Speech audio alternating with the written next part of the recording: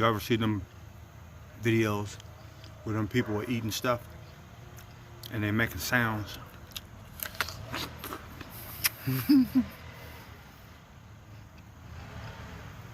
I'm doing this for a reason. It's not one of those videos. All right. So, you can eat of any tree. You seen that pop out?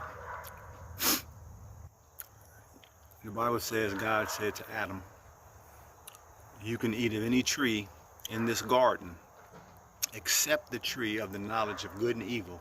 For when you do eat of that tree, you will surely die.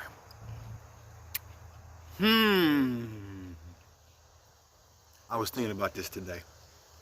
And I was thinking about, everybody revolved. I mean, they've had thoughts around this verse and all this, and people have a lot to say about it, and I don't care. Because I'm not here to do their work. I'm just here to offer mine, I guess. So, you can eat of any tree in the garden except the tree of the knowledge of good and evil. For when you do, you will surely die. That's in Genesis 2, I think, something. So, I think we can really agree on, when we're talking about spiritual things, we're not talking about food. It's not about food that we eat like we eat hamburgers and salad, but it's about the things that we eat along the way, the seeds that are sown before us that we either pick up or don't pick up. That's the real food, because how else does the mind grow? How else does God nourish us? It's through the seeds that are sown and the revelation that happens because of those seeds when we eat them up, when they get in that good soil, I guess. But I think what's significant about it is every other tree that's provided in the garden, it's accessible. You're able to feed on it. So what is it that you're feeding on when you're feeding on those trees?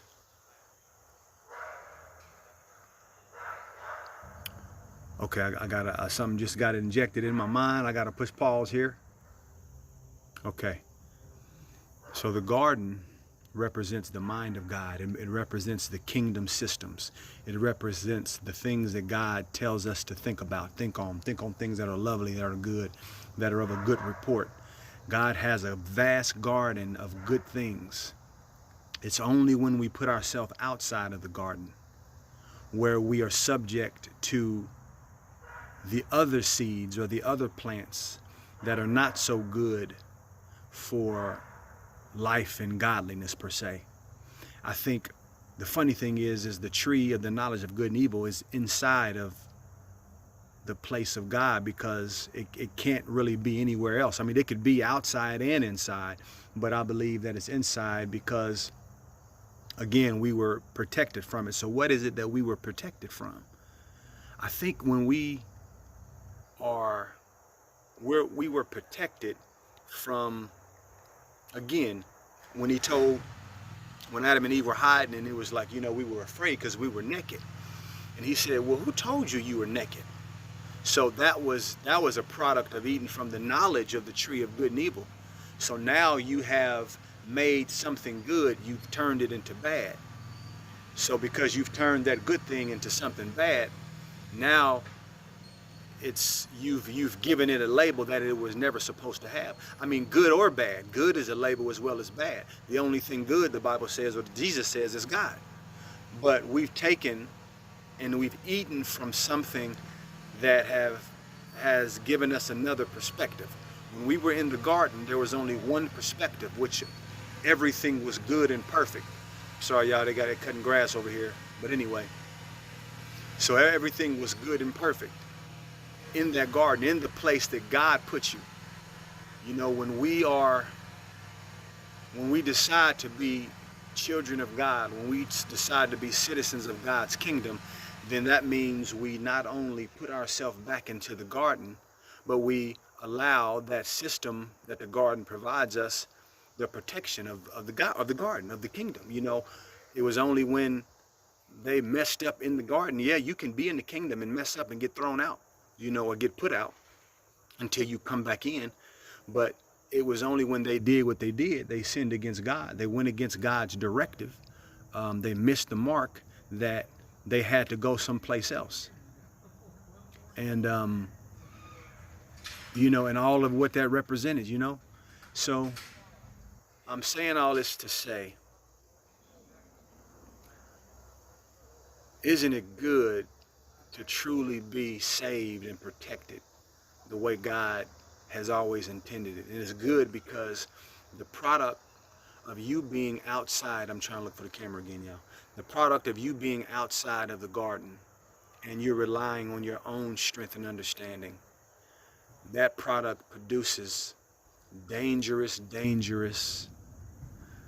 pathways or streams, or of course it produces dangerous results, but it leads you, those pathways, those streams, those lakes lead you into dangerous waters that you have to find God to even be able to get out of, because we don't know what God knows. We don't see what God sees. So there's a reason why God says, stay away from there. Don't do that. Don't think that way. Think this way. Because when you do, then you're protected from the results of those seeds. And I know this is a simple truth. And you know what, I always say that, you know, if y'all have heard anything that I've said, 9 times out of 10, I'm always going to say, and that's a simple truth. And I'll confess this to y'all. That's a mechanism that comes upon me when I start to feel discouraged or less than, inadequate. So then I start to just do your job for you. So if you're going to judge me, then I say, well, judge me on the basis of I'm telling you this first. And that's not a good habit.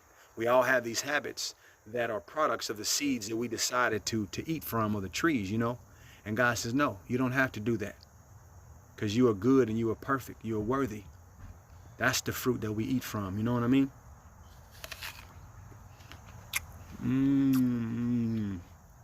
So I hope it makes sense, people. Man, I love y'all, man. And I holla. Ah.